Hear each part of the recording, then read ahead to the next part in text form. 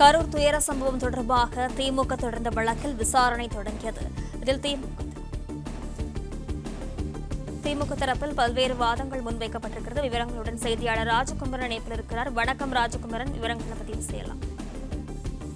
முதலமைச்சர் வரும் 10ஆம் தேதி கரூர் செல்ல திட்டமிட்டிருக்கின்றார். கரூர் சம்பவம் என்பது கடந்த ஆண்டு செப்டம்பர் மாதம் நடைபெற்றிருந்தது. தமிழக வெற்றிக் கழகத்தினுடைய தலைவராக தேர்தல் பரப்புரையிலே தற்போதைய தமிழக முதலமைச்சர் ஸ்ரீ ஜோசப் விஜய் அவர்கள் ஈடுபட்டு வந்த பொழுது பெரிய அளவில் கரூர் வேலுச்சாமிபுரத்தில் கூட்டம் கூடியிருந்தது.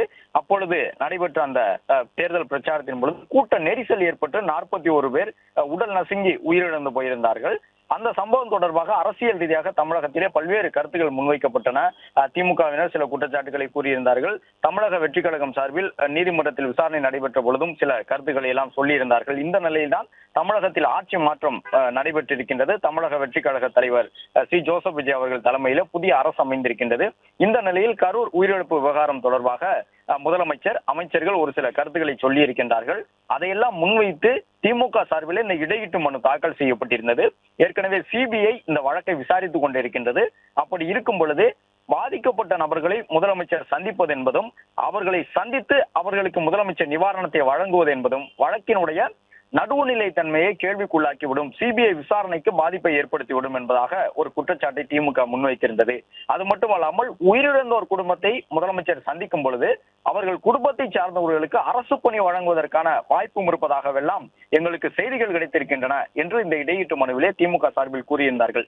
அரசு தரப்பிலே இந்த அரசு பணி வழங்கப்படும் என்பது போன்ற எந்த விதமான ஒரு அதிகாரப்பூர்வ அறிவிப்பும் இதுவரை வெளியாகவில்லை என்றாலும் கிடைத்த தகவல் அடிப்படையில் இது குறித்து சொல்வதாக அவர்கள் சொல்லியிருந்தார்கள். இந்த நிலையில் தான் தற்பொழுது இந்த விசாரணை நடைபெற்று வரக்கூடிய சூழ்நிலையிலே தொடர்ச்சியாக திமுக சார்பில் முதலமைச்சர் உள்ளிட்ட அமைச்சர்கள் எல்லாம் கருத்து கூறுவதற்கு எதிர்ப்பு தெரிவித்து வருகின்றார்கள். கரூர் சம்பவம் தொடர்பாக பொதுவெளியிலே முதலமைச்சர் பேசுவதற்கும் அமைச்சர்கள் பேசுவதற்கும் தடை விதிக்க வேண்டும் என்று சொல்லி வருகின்றார்கள்.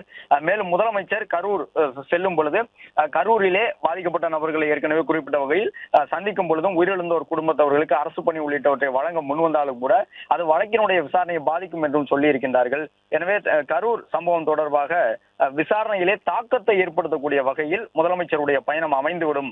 அமைச்சர்கள் கருத்து தெரிவிப்பதால் கரூர் விவகாரம் தொடர்பான இந்த சம்பவம் குறித்து நடைபெற்று வரக்கூடிய விசாரணையிலே பாதிப்பை ஏற்படுத்திவிடும் என்று சொல்லியிருந்தார்கள். சிபிஐ விசாரித்து வரக்கூடிய சூழ்நிலையிலே அமைச்சர்களுடைய பேச்சால் விசாரணை பாதிப்படைய வாய்ப்பு இருக்கின்றது என்றெல்லாம் சொல்லியிருந்தார்கள். இந்த நிலையில்தான் நீதிமன்றம் திமுக வழக்கறிஞர்களுக்கு கடுமையான கண்டனத்தை தெரிவித்ததை பார்க்க முடிந்தது.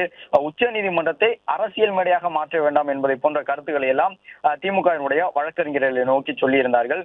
அது மட்டுமல்லாமல் அரசியல் பிரச்சனைகளை நீதிமன்றத்திற்கு வெளியில் வைத்துக் கொள்ள வேண்டும் என்பதாகவும் இன்றைக்கு நீதிபதிகள் கருத்து கூறியிருந்ததை பார்க்க முடிந்தது. முதலமைச்சருடைய பேச்சை, முதலமைச்சருடைய அரசுமுறை பயணங்களை எல்லாம் நீதிமன்றம் கட்டுப்படுத்த வேண்டும் என்று நீங்கள் எதிர்பார்க்கின்றீர்களா என்பதை போன்ற ஒரு கேள்வியினையும் எழுப்பியிருந்தார்கள்.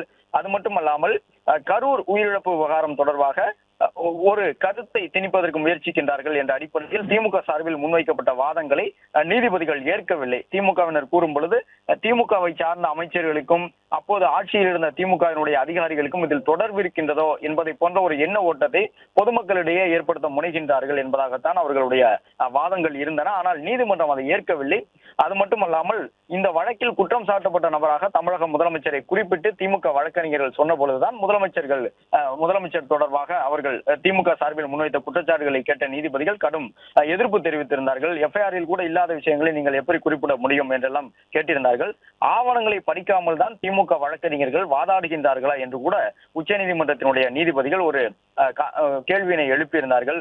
முதலமைச்சருடைய பேச்சையும் முதலமைச்சருடைய நடவடிக்கைகளையும் உச்ச நீதிமன்றமாக கட்டுப்படுத்த முடியும் என்ற ஒரு கேள்வியினையும் திமுக வழக்கறிஞர்களை நோக்கி எழுப்பியிருக்கின்றார்கள். ராஜகுமரன், விவரங்களுக்கு நன்றி. மற்றும் ஆப் ஸ்டோரில் இருந்து பாலிமர் செயலியை QR கோடு மூலம் பதிவிறக்கம் செய்யுங்கள். செய்திகளை உடனுக்குடன் பெறுங்கள்.